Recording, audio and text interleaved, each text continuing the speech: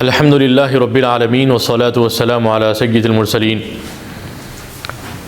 حضور اکرم صلی اللہ علیہ وسلم کے حلیہ مبارک اور آپ کی سیرت، اس کا تذکرہ عام طور پر ہمارے سامنے آتا ہے، لیکن مہر نبوت کا تذکرہ بہت کم ہمارے سامنے آتا ہے۔ مہر نبوت یہ اللہ کے نبی علیہ السلام کے مونوں کے درمیان میں پشت پر یہ موجود تھی، جو ولادت سے وفات تک اللہ کے نبی علیہ السلام کے پشت مبارک پر تھی۔ وفات کے وقت میں بعض صحابہ کو جب شک ہوا تو تحقیق کی گئی، اور حضرت اسماء رضی اللہ تعالیٰ عنہا نے اور حضرت عائشہ رضی اللہ تعالیٰ عنہا نے، ان دونوں نے اس مہر نبوت کو دیکھ کر اندازہ لگایا کہ وہ مہر نبوت موجود نہیں ہے، اس لیے اللہ کے نبی علیہ السلام بھی اس دنیا میں باقی آپ موجود نہیں ہیں، آپ کی وفات ہو چکی۔ تو مہر نبوت یہ ولادت سے وفات تک تھی، اور اس پر محمد الرسول اللہ لکھا ہوا تھا۔ حضرات صحابہ اکرام بڑی چاہت کے ساتھ، بڑے شوق کے ساتھ، بڑی تڑپ کے ساتھ اس کو دیکھنے کی کوشش کیا کرتے تھے۔ جیسے حجر اسود کو ہم دیکھنا اور اس کو بوسہ لینا ایک انتہائی سعادت مندی سمجھتے ہیں، ایسے ہی حضرات صحابہ اکرام بھی مہر نبوت کو دیکھ لینے اور اس کو چومنے کی کوشش کرتے تھے۔ ایک واقعہ حضرت سلمان فارسی رضی اللہ عنہ کا یہ قابل ذکر ہے کہ ان کو معلوم ہوا کہ مکۃ المکرمہ میں محمد رسول اللہ صلی اللہ علیہ وسلم نبوت کا اعلان کیے۔ وہ کتابوں میں پڑھے تھے کہ نبوت کی کچھ علامتیں ہیں۔ پہلی علامت یہ تھی کہ وہ صدقہ قبول نہیں کریں، ہدیہ قبول کرتے ہیں، ان کے مونوں کے درمیان مہر نبوت ہوگی۔ یہ تین علامتیں ان کے ذہن میں تھی۔ تو وہ مکۃ المکرمہ پہنچے، اور پہنچنے کے بعد اب یہ غور کر رہے تھے کہ یہ علامتیں میں دیکھ لوں کہ پوری ہوگی یا نہیں۔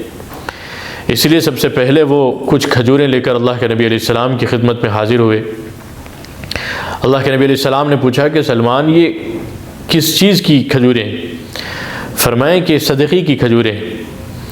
جواب میں اللہ کے نبی علیہ السلام نے فرمایا کہ لے جاؤ، یہ ہم صدقے کی کھجوریں استعمال نہیں کرتے۔ تو وہاں سے وہ واپس آ گئے، اور دل میں خوشی بھی ہوئی کہ چلو ایک علامت پوری ہو گئی۔ اس کے بعد دوبارہ وہ پھر کھجوریں لے کر اللہ کے نبی علیہ السلام کی خدمت میں حاضر ہوئے۔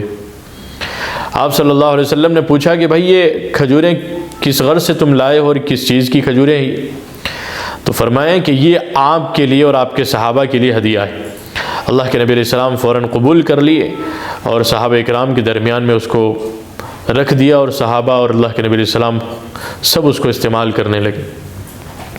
اس کے بعد اب تیسری علامت کے انتظار میں تھے۔ دو علامتیں تو پوری ہو گئی کہ آپ صدقہ قبول نہیں کرتے، ہدیہ قبول کرتے، یہ دو علامتیں پوری ہو گئی۔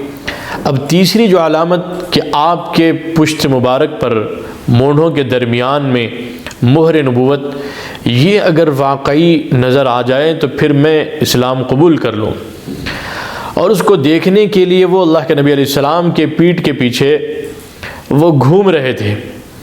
اللہ کے نبی علیہ السلام سمجھ گئے ان کی اس تڑپ کو، اور آپ نے ہلکا سا جو چادر اپنے بدن مبارک پر تھی اس کو تھوڑا سا آپ نے نیچے کر دیا تاکہ وہ دیکھ لے مہر نبوت کو۔ حضرت سلمان فارسی رضی اللہ تعالیٰ عنہ مہر نبوت کو دیکھ لیے، اور ان کی وہ تڑپ پوری ہو گئی، اور اللہ کے نبی علیہ السلام کے سامنے آئے۔ زار و قطار ان کی آنکھوں سے آنسو بھی جاری تھے، اور پورا واقعہ انہوں نے بیان کیا کہ میں نے کتابوں میں پڑھا تھا، اور یہ پوری علامتیں آپ کے اندر ہیں، آپ یقیناً سچے رسول ہیں۔